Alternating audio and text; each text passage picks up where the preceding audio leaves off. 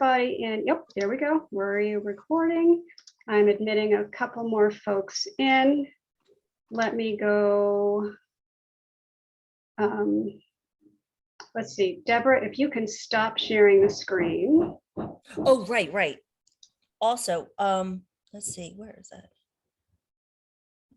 Hold on a second. Stop sharing. Oh, I should have put my glasses on. That's okay. And I will share just so you all know where you are. Here we are. We are in Awesome land. Programming Step by Step. And let me check. Anita, if you can put the sign-in sheet into the, oh, there it is. We've got it. You can just pop it in there maybe one more time because we've had several people join. And let me just make sure there's nobody else in the waiting room. No, right now we don't.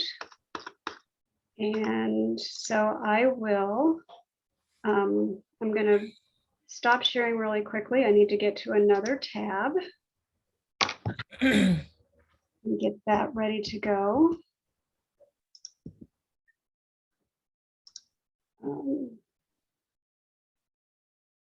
Okay, so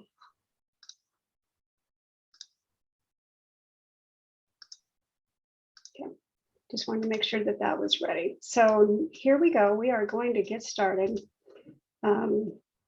Glad you are all here. This session, as I said, is Programming Step by Step with presenters Tia Jennings and Jessica Woods from Baltimore County Public Library. And we also have Deborah Vasilevich here from Howard County Library System. Their full bios are on our website. So we'll pop the Teen Connect website link in the chat in just a second so you can read all about them. But we are so glad that they are here and sharing their knowledge in this area today. I'm Carrie Sanders, the Youth Services Coordinator with the Maryland State Library, and will be your Zoom host for today. Please do make sure to fill out that sign-in sheet that Anita's popped in the email or in the chat so that I can have your emails to send you follow-up information. Very important, so you get the CE credits, the resource links, recordings, all that kind of stuff that I will send out. And also, please feel free to put your name, introduce yourself in the chat so we know who's here, make a new friend, and we can begin to build that learning community that we have here this hour. So we're in Zoom. I know at this point we feel like we know Zoom by the back of our hand, but please make sure that you mute if you are not speaking so that we don't get any background or interference. As host, I can also mute you if I feel like I hear anything that might be distracting for our co-panelists. But other than that, when we're opening up for discussion, love for you to unmute and ask questions. We love to hear your voice and we love to see your faces. So if you have a camera and can be on camera, that always helps us feel like we are as in person together as we can be in this virtual space. If you are using a phone, you can mute yourself with *6. And you can raise your hand with a phone by using *9.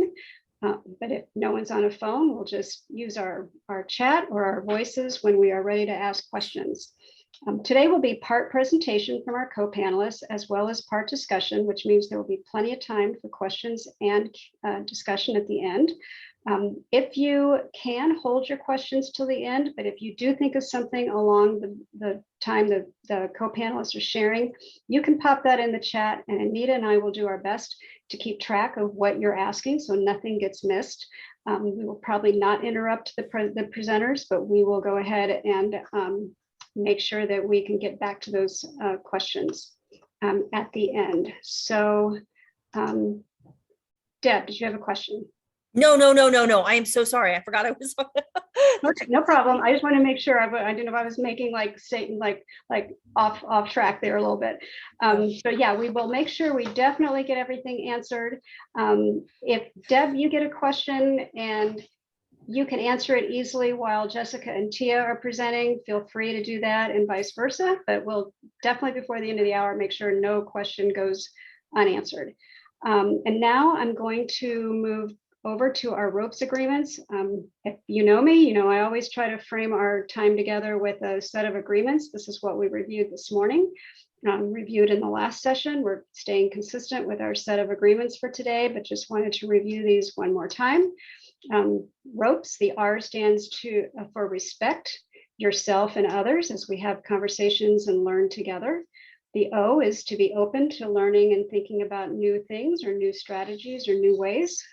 Also, it's the ouchie and the oops, which means we may change our mind about something or feel like we worded something maybe not the best way.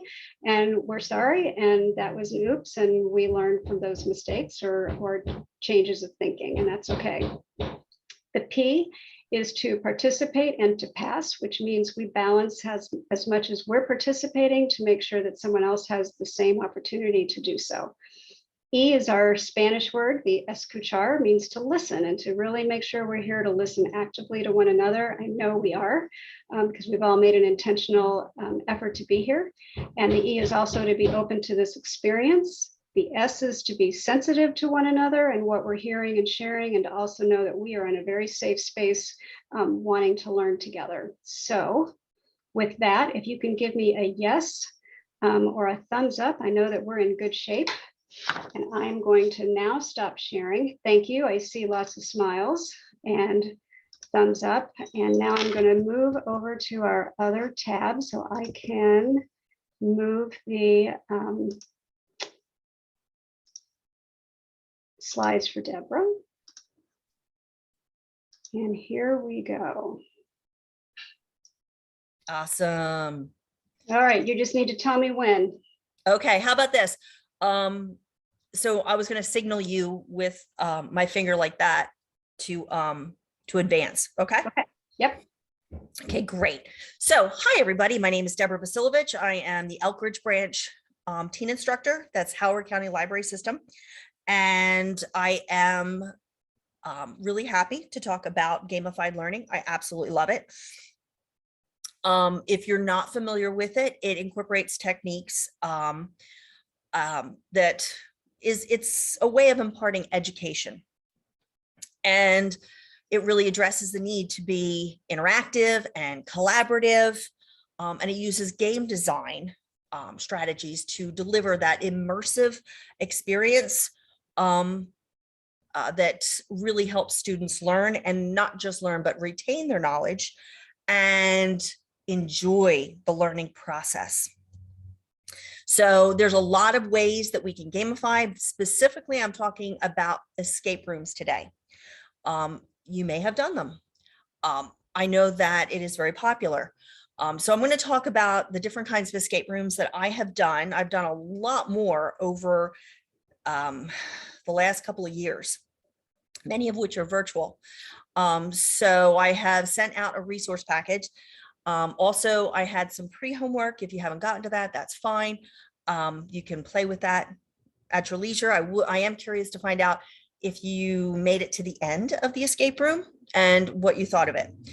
Okay, so. Okay, now I'm running into the fact that I lost the cursor at the bottom and I can't, oh, there it is. Sorry. Yeah, actually, I wonder if I should just do this one because Nope. Oh. Why is mine not going?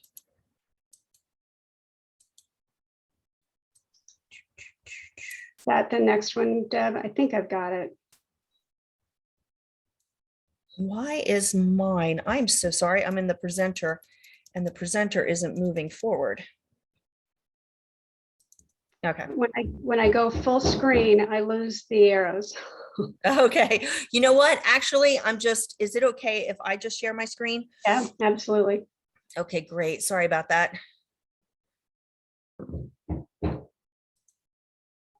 No, not that one. I haven't used Prezi for a long time. I love it, but I've not used it in Zoom actually. Okay. Hold on a second.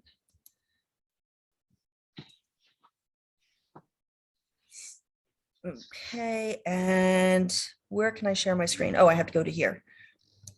1 second. So sorry, everybody. It'll be worth it, I promise. You're fine. You're fine. Okay, are we good?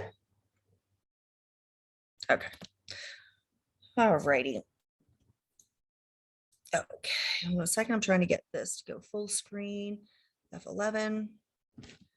There we go. I'm gonna put this out of the way somehow. Okay, so when you're doing a class, just like any class, this is going to be fairly, common sense. You have to identify who your group is going to be, right? And so what is the target audience? Okay, so it could be middle school, or it could be high school, or maybe a combination, or maybe it's all ages. And what is the learning goal? Are you creating it from scratch or using an existing game? Now, if you are creating from scratch, you're going to have to bank in a lot more time, even if you have a team.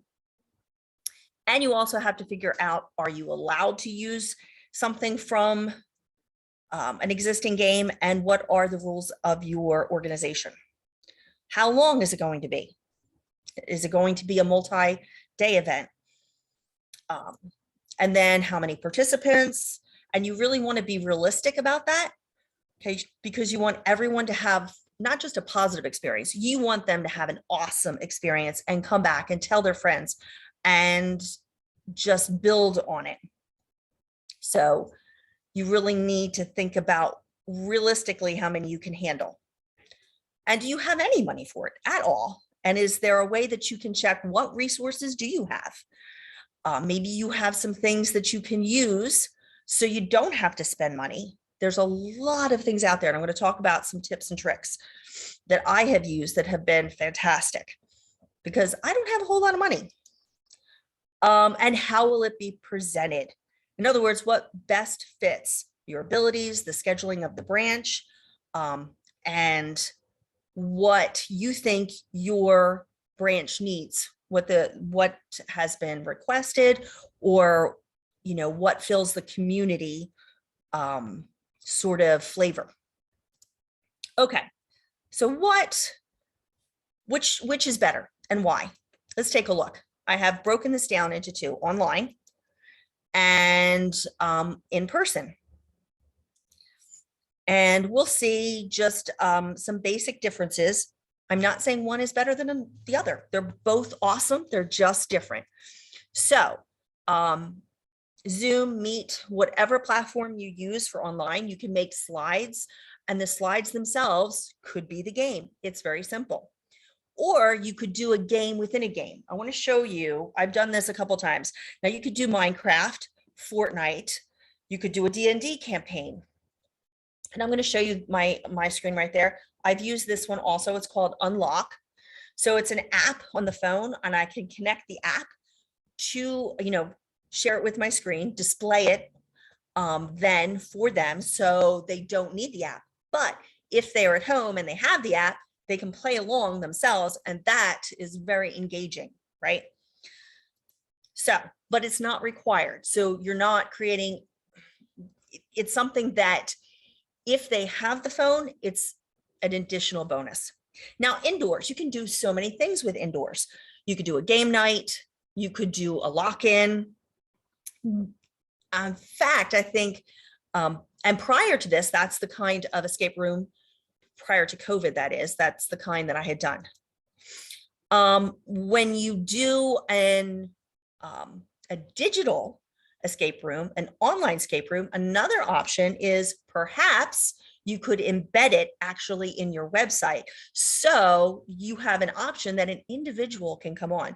That will drive a lot more teens to your webpage, because games, and especially if you do a lot of those, maybe after, because obviously you don't want to give the clues away early, but perhaps if you were going to also do it in person, after you do it in person, you can embed it on the website if it is the kind of game that you could embed. And then there, you got that much more candy on your website.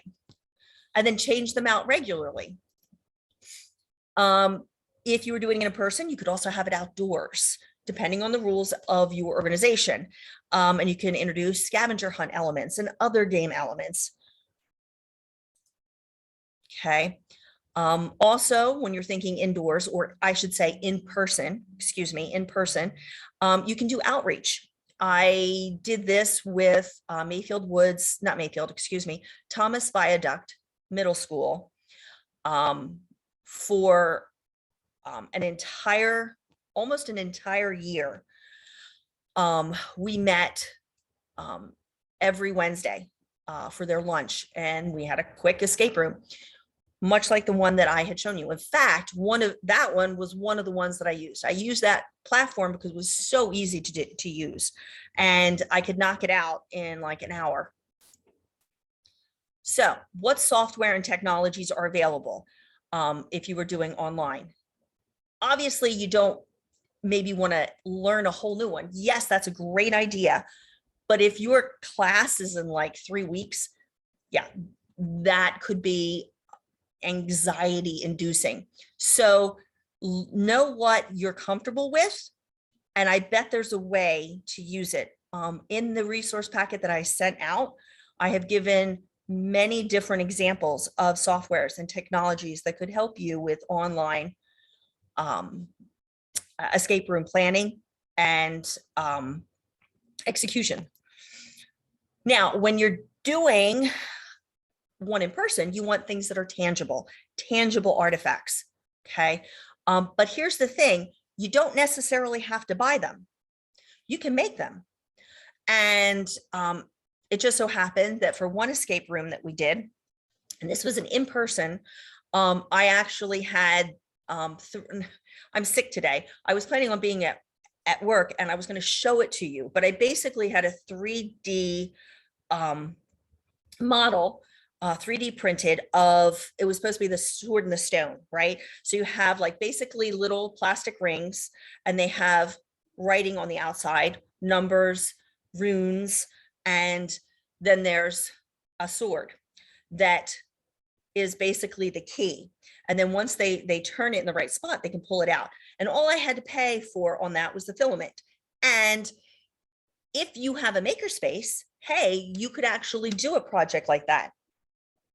And then perhaps use some of them before they come in to collect their 3D prizes. So you could get 2 bangs out of 1 buck.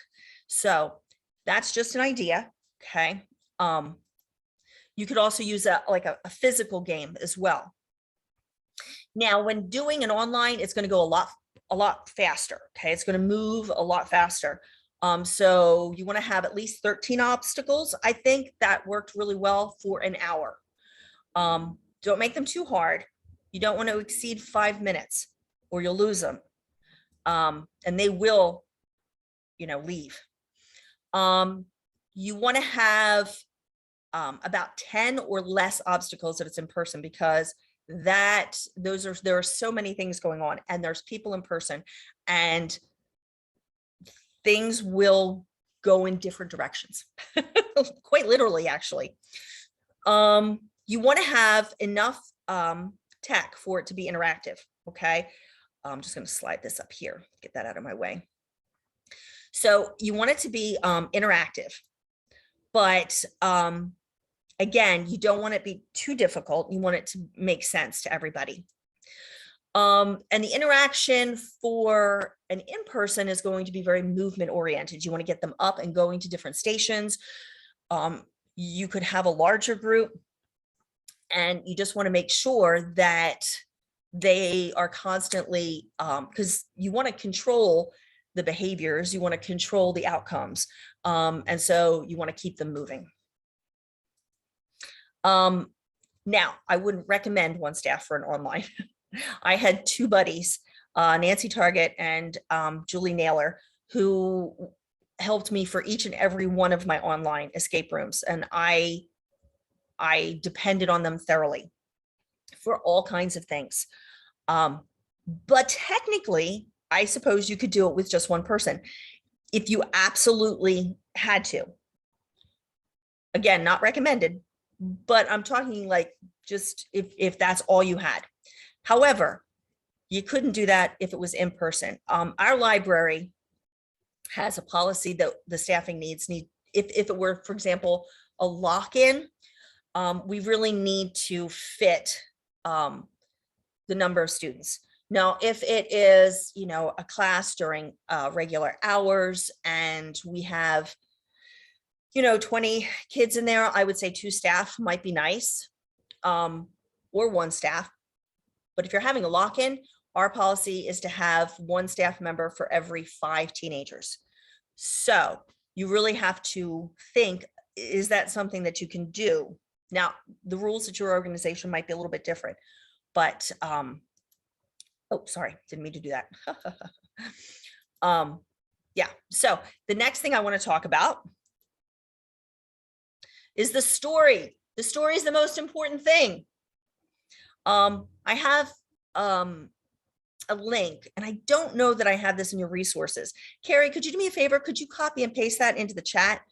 And basically, everyone here is very clever. You probably could think of 100 themes just in like 5 minutes, but there is this link that has several different, well, actually it's a fairly long list of themes. Okay. And when you're talking about the story, because the story is so important, does the story connect to the audience? Okay. And if it does connect to the library, how? So maybe you're doing a summer reading one, but how does it connect to the audience? How are they connected? I found that one of the ones that I did was an Alice in Wonderland. Nobody showed, nobody. And I was having really good turnout. And I thought, why didn't they show my regulars?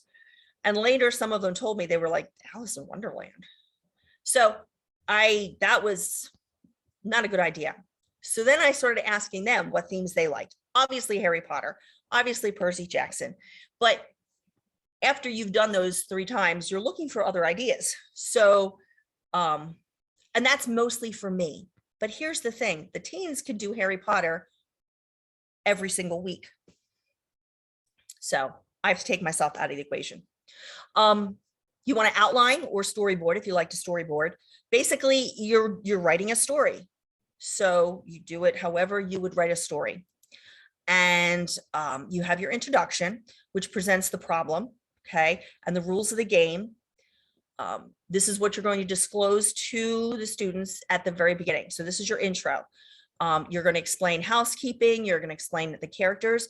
Maybe it's a role play version, okay? So you might, I don't know if you sent out their character sheets early. Maybe you go over the character sheets. Maybe you just, have a little bit of discussion about what these characters will or will not do.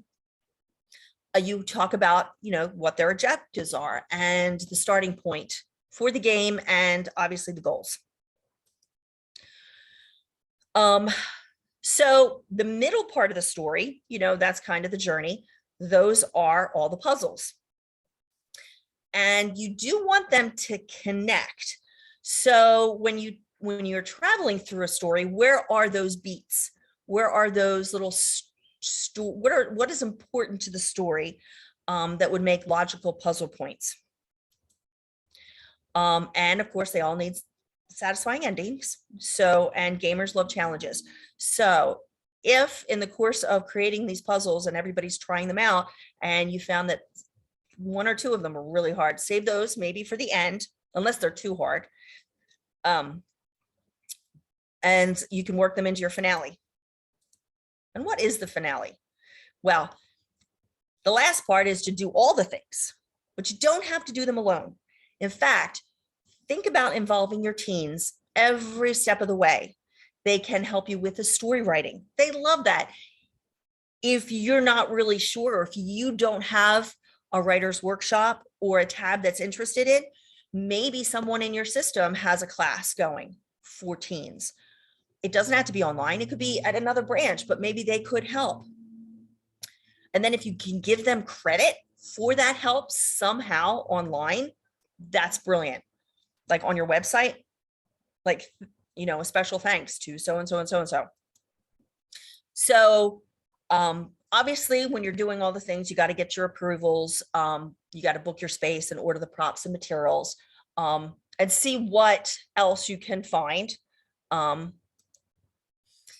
And I strongly consider, again, doubling up. If you're going to be doing this, maybe you could create a class that'll help you create puzzles and games for an escape room.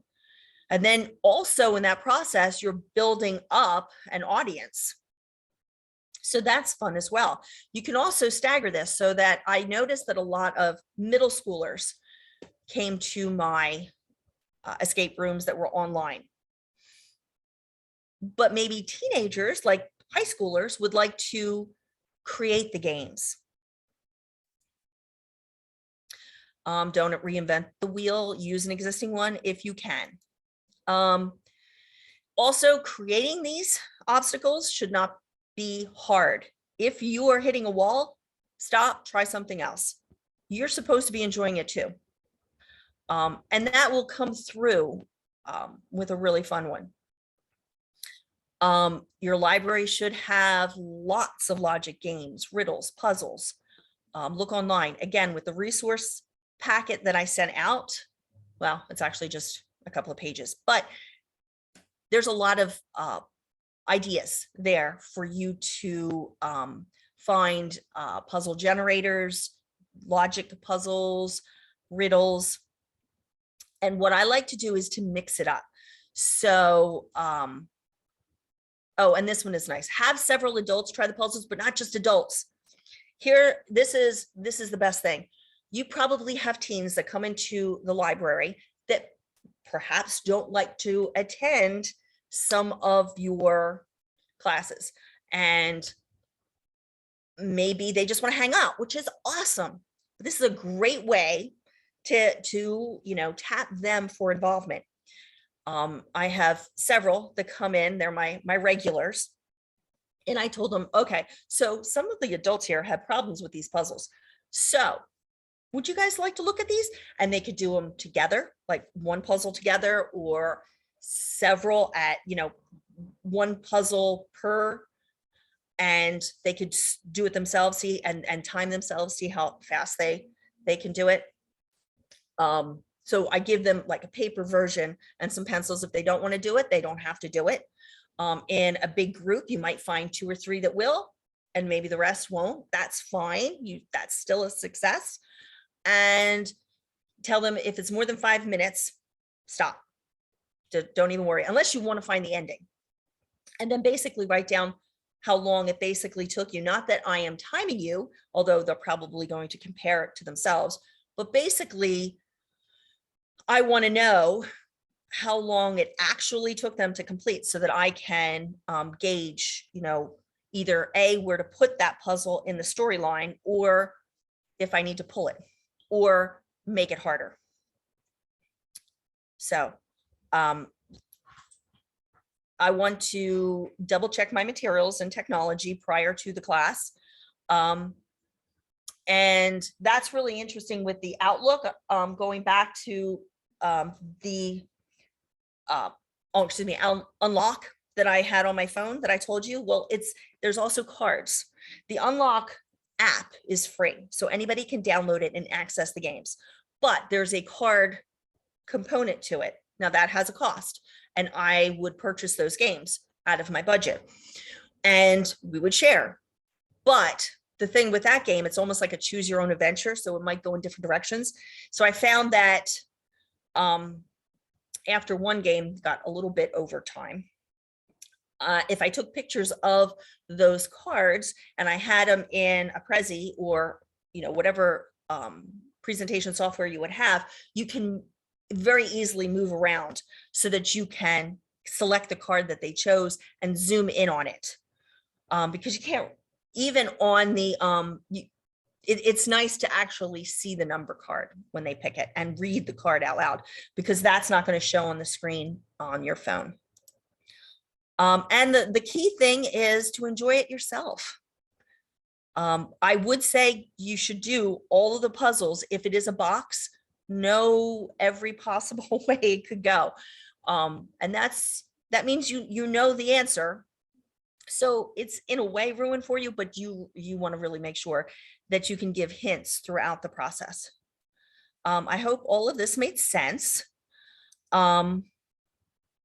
Please, if you want to get some information, or you would like to see some of my stuff, everything that I have can be shared. If you go online and you can put on Deborah Vasilevich escape room, or Deborah Vasilevich Prezi, or Deborah Vasilevich, I mean, there's so many, there's a couple of different things that I have. Deck Toys is fabulous. And you can see some of the things I have, and anything that is available on there that's public, feel free to copy, change, use yourself. Okay, and that's it. I'm going to stop sharing my screen, and thank you for your time. Deborah, thank you so much. It's great to think about the different, thinking about escape rooms, both from the virtual and the real standpoint. They're both so fun. So thank you very much for sharing. And now I am going to flip over and gosh, got a huge fire truck going by. Sorry about that.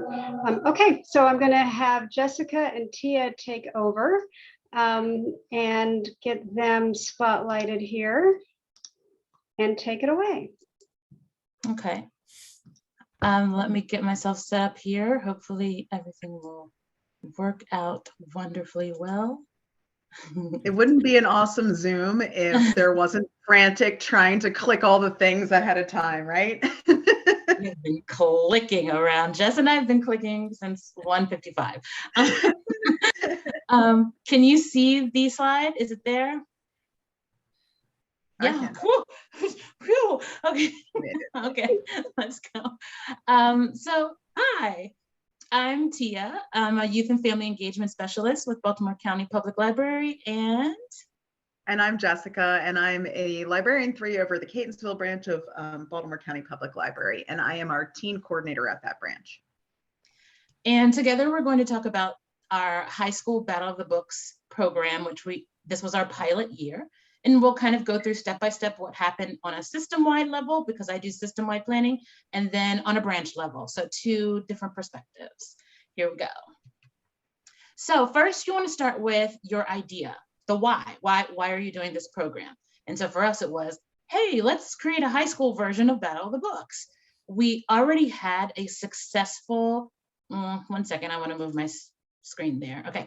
We already had a successful Battle of the Books for elementary and middle school students for about 4 or 5 years, more than that, several years. So we knew it would work, and we already had a platform. Like Deb was saying, don't reinvent the wheel. We wanted to develop stronger partnerships with our high schools. As you all know, it's tricky. It's tricky to connect with them and with the staff there and the students sometimes. And we were in what I'm calling the pandemic programming panic phase. So remember when we were all like, oh my goodness, what are we going to do? How are we going to plan programs? How are we going to get to the teens? So we were in that mode, and we were just trying to figure out what else could we do. And of course, as always, we want to promote teen voice. We want to support youth learning and creativity and literacy skills. So everything that aligned with our mission, our goals. I really loved Tyler's post. He had some brainstorming mapping for this, and I really love those different steps that he highlighted. And so then we have to collaborate and plan. And I'm sorry, I'm going to click around my screen really quick because I hate when I have this floating panel. Oh, okay, so collaborate and plan. Identify your needs, problems, purpose, and goals. So we all know, stop, collaborate, and listen. So, did I do something when I did that? Here we go. So first, I had to propose this program to my manager and all involved administrative departments. So marketing, collection development, our media and services department, anyone that might be involved. Like, does this align? Can we all do this? Can we commit to this? And then we gathered a team of BCPL librarians, branch staff, to create and pilot the program. So we just put a call out to all the teen engagement coordinators and said, hey, anyone interested in figuring this out? And then we reached out to the coordinator of the library media specialist with Baltimore County Public Schools. And we told her the idea. She thought it was great. She emailed all her high school library media specialists, and 6 of them said, hey, we're willing to brainstorm and figure this out. And so together with the branch staff and the 6 library media specialists, we scheduled monthly meetings. I feel like it was like April through like August. And we scheduled monthly meetings to brainstorm and to figure out what this program was going to be. The first 2 or 3 months of the school year, the library media specialists attended and we got all of their great ideas and feedback. And then during the summer, just branch staff. And we created the program. So how's it going to work? What is this program? And this is one of the flyers for our Battle of the Books program. We had the 10 high school Black-Eyed Susan books. We asked teens to select one of those books and to create and submit a work of expressive art. So what inspired them about the book, what was inspirational, even a portion of the book, what did they like? And then they completed an artist statement, which were just a few questions like, why did you choose this book? And tell us about the artwork that you created. What was your process? How did you move through this? And step 4, we completed the program and we highlighted the wins. So like our stats and our specific details, success stories and why it was great. So why were we winning? So our program ran from October 2021 to February. So it just ended. We had programs, school visits, and branch staff stayed in communication with the schools all throughout. We also continued, we checked up when Omicron, what's that? Oh, can you hear? Okay. We checked, when Omicron happened, we checked in like, okay, is this gonna work? Should we cancel it? What should we do? We had 6 high schools total participate and we had the 5 branches that were supporting that. 23 students submitted projects. A lot of students participated in a way, like they showed up and did, we also had a bead stack challenge, but 23 submitted the projects. We had 2 judging tiers in March. So we did a branch level judging and then those branch winners moved to like an all county judging. And we provided incentives. So everyone received certificates, our branch and all county winners received gift cards and everyone received shirts. And I mean, our winners what doesn't love a t-shirt? Seriously, they freaked out about the t-shirts. Just freaked out. They were totally excited. And our winners were celebrated on social media, both BCP, both our schools and our system. All right.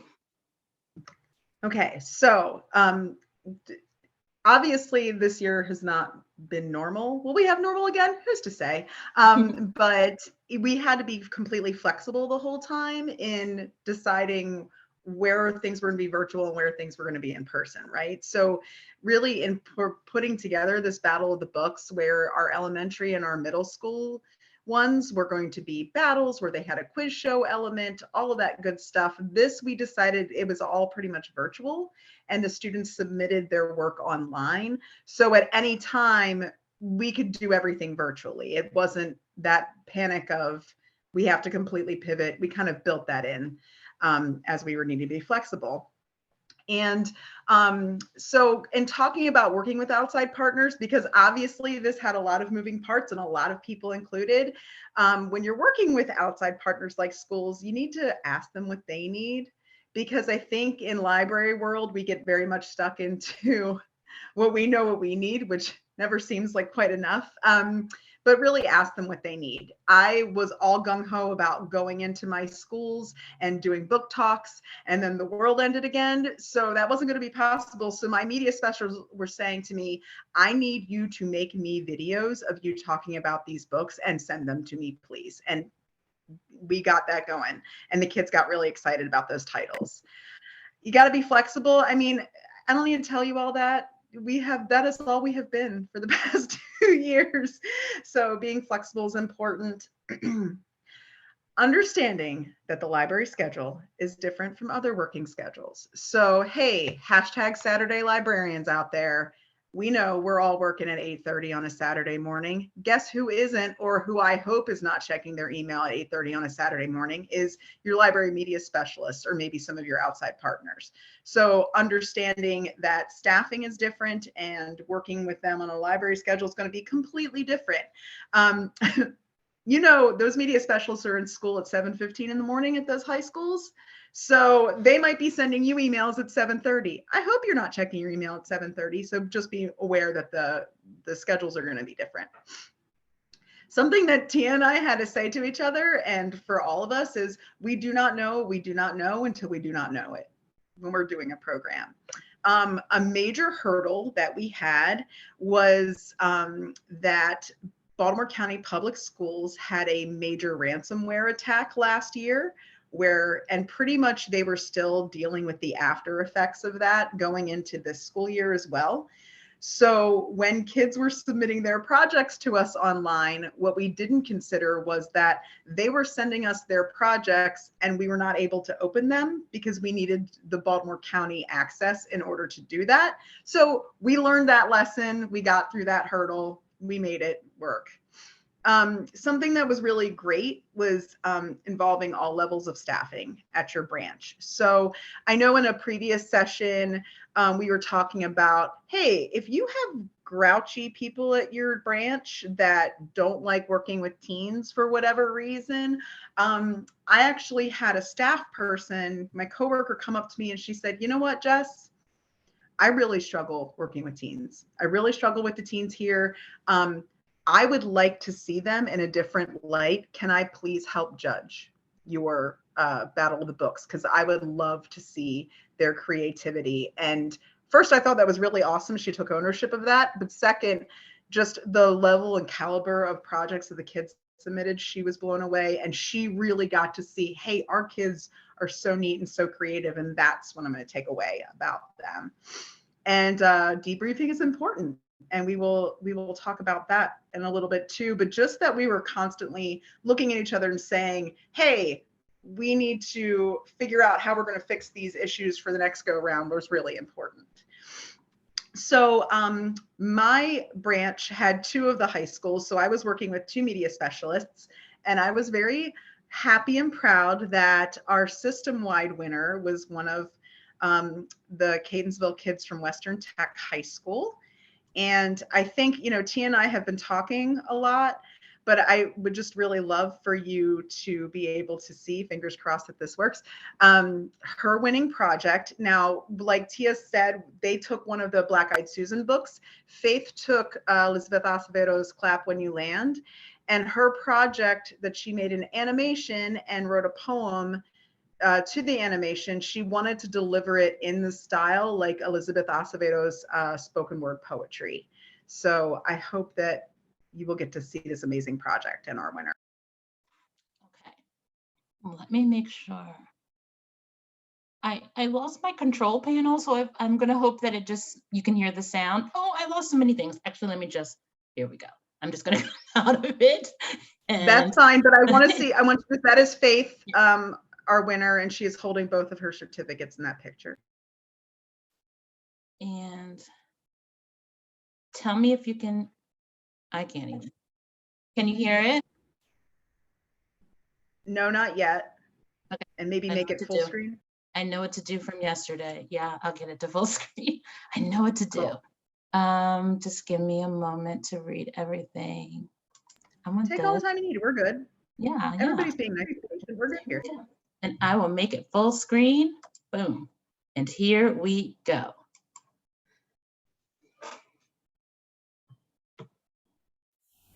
A truth untold is buried in lies, eats away at your trust like flies to a dead body until it is unidentifiable and raw.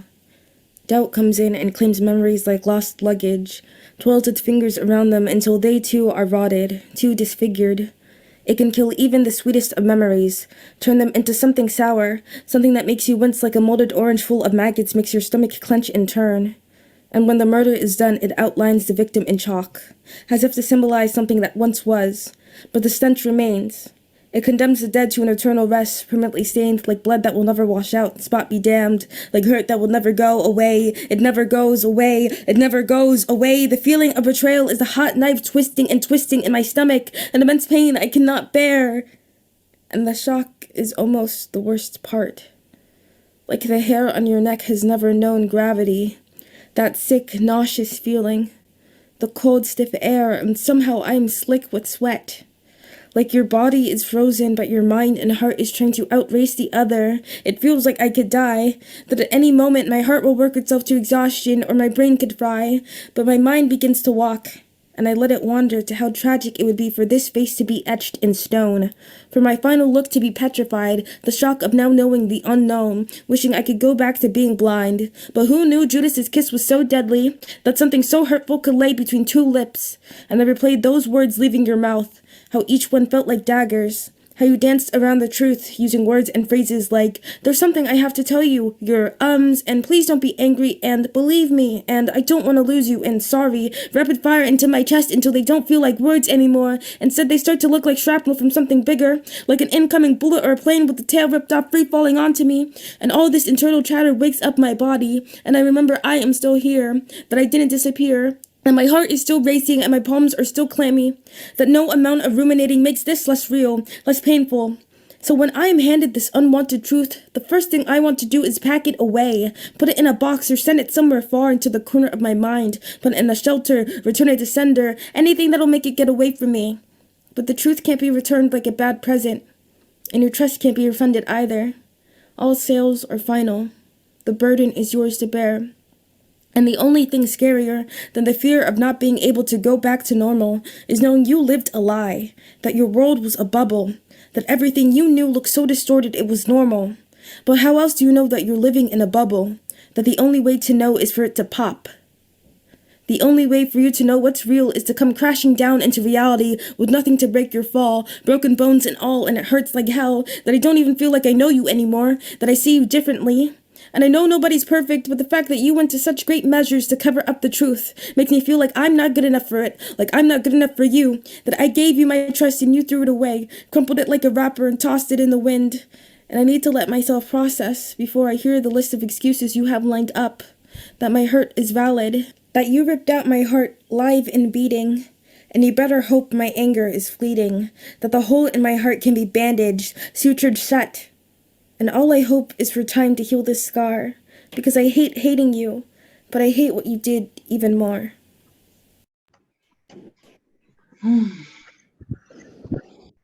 I've seen it like 10 times. I still get goosebumps every single time. And that kid, and Sorry. something, oh, you're fine. Wow. Yeah. And what's really cool that in doing the artist statement, you know, even though we've all read the books, read the book Clap When You Land, she pointed out in her artist statement all of the imagery she was using from the book in the animation. She pointed out that the biggest thing she took away from the book was this concept of betrayal, and this was her response to that. Please share the link. You got it. Yeah, just really powerful stuff. And it's pretty exciting when we give kids parameters, but we also tell them just run with something. That is the art you get. So this is what a testament to that kid and that talent. And you know, Faith was the big winner, but we had so many great projects that were submitted. This was one. Yeah, this is one. This is a painting Angel did in response to Pumpkinheads, if you read the graphic novel Pumpkinheads. And his artist statement was that he really wanted to focus on the concept of reminiscence. And these were Polaroids and the character at the bottom looking back on these memories, which was a big part of the theme of that book. So some really cool stuff that we got out of the kids. Ooh, and ending here. It's time to share and debrief. So what worked? What didn't work? What's next? So what worked for us, we took the time to meet and discuss and to go over everything. And like Jess said, we met throughout the year, like, this isn't working. Okay, we'll do it again this way. So what worked? A pilot, and it's okay to make it small. We did not try to do all of our 20-something high schools. We just did the 6. Partnership with the school. That's the way it works. And Jess has a great relationship with her schools. The virtual element made it doable for all. They did not need to walk into a branch or even leave their home if necessary. We provided the various options and parameters for teens to create this basic track of here's where we want you to go, but how you get there, we don't care. We don't care. And online submission, we used LibWiz. It was an independent project, and we provided incentives. That always helps. And what will change next year? Oh, and the t-shirts. The t-shirts were the win. Not the $100 gift card, the t-shirts. We'll have everything ready sooner now that we know kind of what we need, like those videos. We're going to invite all the high schools. We'll provide video book talks and book descriptions in advance, like Jess did throughout. More author visits. We're already reaching out to our authors now. We will add a small trivia element because the elementary and middles are trivia only. And we think it's a nice connecting piece, but not the sole purpose of the high school program. And we won't have a pilot team, but we will have a committee that will continue to build, and we'll work with our partnership as well. So I'm moving fast here. So here's how you can contact Jess or I if you have any questions. And thank you so much. Yes, thank you. Thank you, guys. I love Battle of the Books, and I love that you've taken it and just made a program that's going to work for high schoolers, and giving them that opportunity to show that self-creativity, their express themselves, is amazing when you can tap into that. So, all right, I'm going to flip over to Anita really quickly and have her try to get through a couple questions that might still be out there for either Deborah or for either one of you. We've got just a few minutes left. Okay, Deborah, first of all, thank you for going back into the chat and answering some of those questions. So I'm just going to start with ones for Tia and, oh my goodness, why did my brain just do that? Jessica and Tia, sorry. The first one, someone asks, what is the Battle of the Books? And I have a link here to BCPL's Battle of the Books, just to ask you if that's correct before I go on. It is, I can tell. Yeah, just looking at it, it looks right. Okay. So if in the sake of time, I just want to get to as many questions as I can. Also, Jessica and Tia, do you know what software Faith used to create that piece? It was beautiful. I will look through her artist statement because I think she talks about it there, and I'll post it in the chat. Give me just a moment. Great. And she taught herself. That's right? She taught herself in the moment. Bill's saying he thinks it was Adobe Premiere. Okay, great. Thank you so much.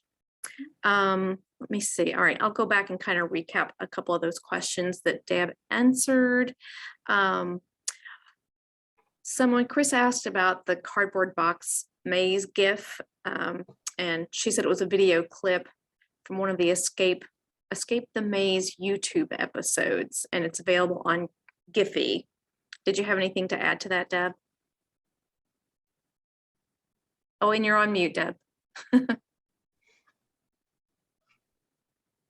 Deb, you're still on mute. So sorry. First, sorry for not citing my source within my presentation. Bad librarian. But yeah, I can't remember which episode it was.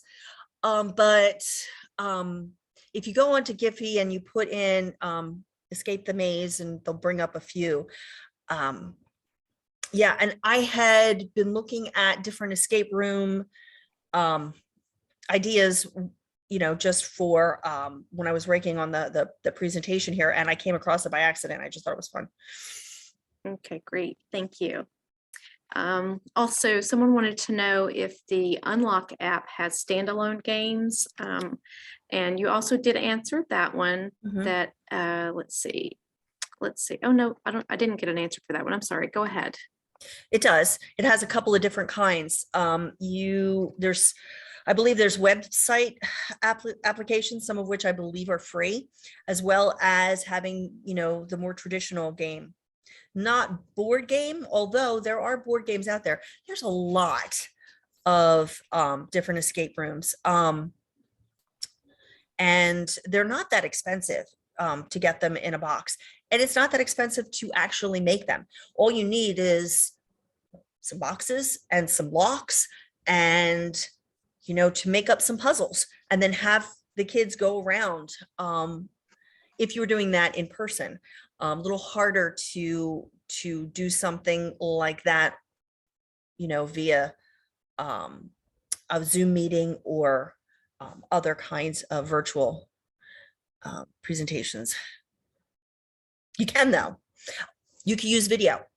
If your organization has Artlist or a video, like you can also go on Pexels, but there's a couple of different places that you can go to get some stock royalty-free videos, and you can make a presentation with some of those,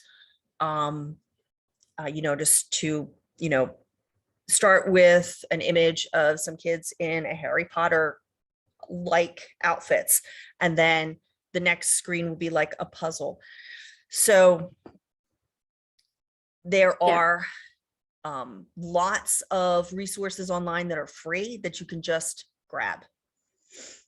Yeah, thank you. Actually, we did some here at Cecil County that we were able to use make a Google Doc, and we were able to find some free puzzles that are already out there that we were able to embed as links into our escape rooms, which made them really fun and interactive too. Let's see here. And then, and what types of activities in the escape room contribute to education? So how do you make your escape rooms more educational? Maybe connect to Common Core state standards or other objectives.